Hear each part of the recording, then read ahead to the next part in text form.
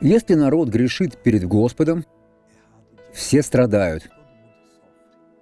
В главе 41 Иеремии, в стихе 10 сказано так: «И захватил Исмаил весь остаток народа, бывшего в массифе, дочерей царя и весь оставшийся в массифе народ, который Навузардан, начальник телохранителей, поручил Гадолии, сыну Ахикама.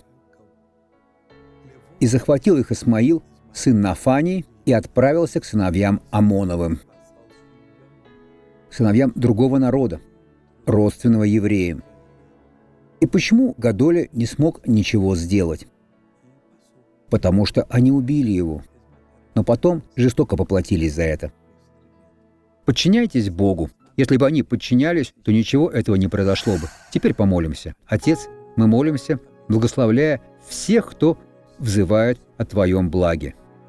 Я говорю духу зла, болезни, клеветы, неустройства, которое воцарилось в вашей жизни, уйди.